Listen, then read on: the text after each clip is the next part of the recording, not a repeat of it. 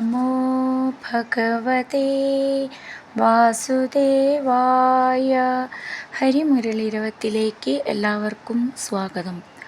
പാഹി മുകുന്ദ പരമാനന്ദ പാപനിഹന്ത ശ്രീകാന്ത മാനസവൃന്ദാവനിയിൽ മരന്ദ മാധുരി ചൊരിയൂ ഗോവിന്ദ മാധുരി ചൊരിയൂ ഗോവിന്ദ.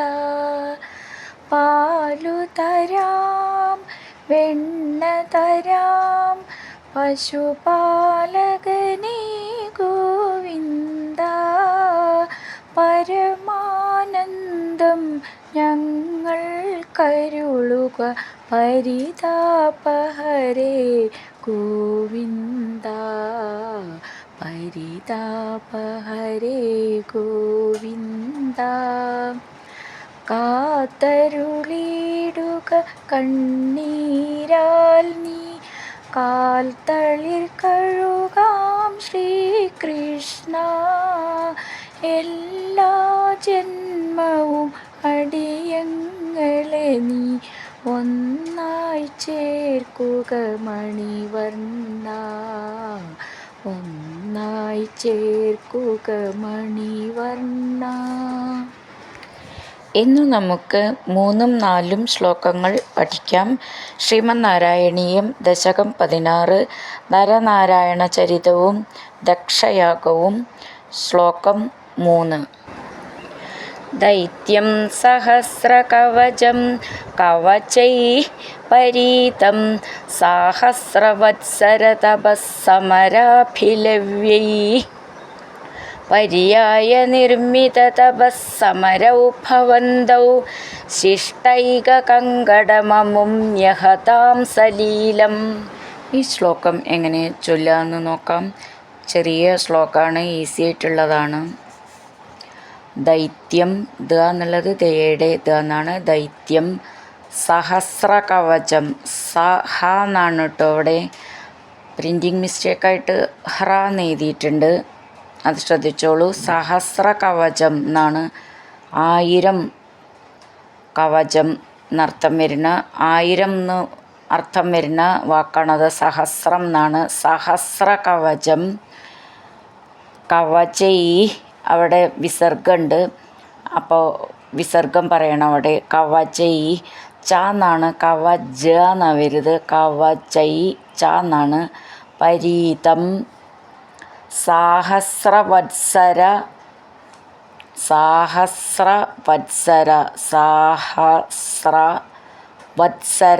ത് സ എന്നാണ്. സ എന്നാണ് അത് ഉച്ചരിക്കേണ്ടത്. വത്സര തപ സമരാഭിലവ്യൈ അത് ചേർത്ത് എഴുതുമ്പോൾ അവിടെ 2 സ എന്ന് വരും. സമരാഭിലവ്യൈ ഒന്നിച്ചെഴുതുമ്പം സാഹസ്രവത്സര തപസ്സമരാഭിലവ്യൈ അങ്ങനെ 2 സാന്ന് ഒന്ന് ഊന്നി പറയണം. സാന്ന് ഭി എന്നുള്ളത് നന്നായിട്ട് ഉറപ്പിച്ച് പറയണം. ലവ്യൈ അവിടെ വിസർഗമുണ്ട്, അപ്പോൾ അതങ്ങനെ നിർത്തണം. പര്യായ നിർമ്മിത പര്യായ നിർമ്മിത ഇർമി എന്നുള്ളത് 2 മാന്നുണ്ട്, അപ്പം മെല്ലെ നൂന്നി പറയണം.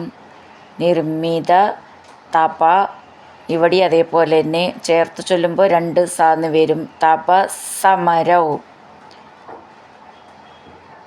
തപസ്സമരൗ ഭവന്തൗ ഭ എന്നുള്ള അക്ഷരം നന്നായിട്ട് ഉറപ്പിച്ച് പറയാനുള്ളതാണ്. ന്ത ന ത എന്നാണ്. ന്തൗ നവള ചിഹ്നം ശ്രദ്ധിച്ചോളൂ. ശിഷ്ടൈക കങ്കടമമും ശിഷ്ടൈക കങ്കടം അമും അത് ചേർത്തെഴുതുമ്പോൾ ശിഷ്ടൈക കങ്കടമമും ന്യഹതാം ന്യഹതാം നീട്ടിയിട്ട് മുർക്കം സലീലം സലീലം അങ്ങനെ നിർത്താം. ദൈത്യം സഹസ്രകവചം കവചൈഃ പരീതം സാഹസ്രവത്സരതപസ്സമരാഭിലവ്യൈഃ पर्याय निर्मिततपःसमरौ भवन्तौ शिष्टैककङ्कणममुं न्यहतां सलीलम्. അടുത്തത് നാലാമത്തെ ശ്ലോകം.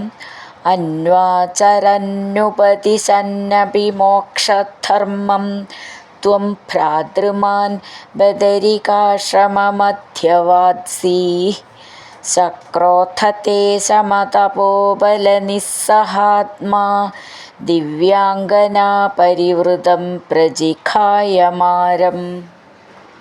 ഈ ശ്ലോകം എങ്ങനെ ചൊല്ലുമെന്ന് നോക്കാം. അന്വാചരൻ ഉപദിശൻ അപി, അത് ചേർത്തിട്ടാണ് അന്വാചരന്നുപദിശന്നപി. മോക്ഷധർമ്മം, മോക്ഷ ക ഷ എന്നാണ്, ഷ എന്ന് നന്നായിട്ട് ഉറപ്പിച്ച് പറയണം. മോക്ഷ ധ എന്നുള്ള അക്ഷരവും ഉറപ്പിച്ച് പറയാനുള്ളതാണ്. മോക്ഷധർമ്മം മം എന്ന് മെല്ലെ നൂന്നി പറയണം, രണ്ട് മാന്നുണ്ട്. ത്വം ഭ്രാതൃമാൻ, ഭ്രാ എന്നുള്ള അക്ഷരം നന്നായിട്ട് ഉറപ്പിച്ച് പറയണം. ഭ്രാതൃമാൻ ബദരികാശ്രമം അധ്യവാത്സീ, ബദരികാശ്രമമധ്യവാത്സീ. മധ്യ എന്നുള്ളതിൻ്റെ ധ്യ എന്ന് നന്നായിട്ട് ഉറപ്പിച്ച് പറയണം. വാത്സീ എന്നുള്ളത് ത് സ എന്നാണ്, സ എന്ന്, സീ നീട്ടിയിട്ട് വള്ളി വിസർഗം. ശക്ര അഥ, അത് ചേർത്ത് വായിക്കുമ്പോൾ ശക്രോഥ, ക്രോന്ന് നീട്ടിയിട്ട് ഥ എന്ന് പറഞ്ഞാൽ മതി. തേ ശമ തപോബല നിസ്സഹാത്മാ, ശമ തപോബല നിസ്സഹാത്മാ, രണ്ട് സ എന്നുണ്ട്. നിസ്സഹാത്മാ, മ എന്നുള്ളത് ത് മ എന്നാണ്, മ ദീർഘമുണ്ട്. ദിവ്യാംഗനാ പരിവൃതം, ദിവ്യാംഗനാ പരിവൃതം പ്രജിഖായ, പ്രജിഖായ ഖ എന്നുള്ളത് മേഘത്തിൻ്റെ ഖ എന്നാണ്, ഒന്നുറപ്പിച്ച് പറയണം. മാരം, അങ്ങനെ നിർത്താം. അന്വാചരന്നുപദിശന്നപി മോക്ഷധർമ്മം ത്വം ഭ്രാതൃമാൻ ബദരികാശ്രമമധ്യവാത്സീ ശക്രോഥത്തെ ശമതപോബലനിസ്സഹാത്മാ ദിവ്യാംഗനാ പരിവൃതം പ്രജിഖായമാരം. ഹരിനാരായണ ഗോവിന്ദ, ജയ നാരായണ ഗോവിന്ദ. ഹരിനാരായണ ജയ നാരായണ ഗോവിന്ദ ഗോവിന്ദ ഗോവിന്ദ.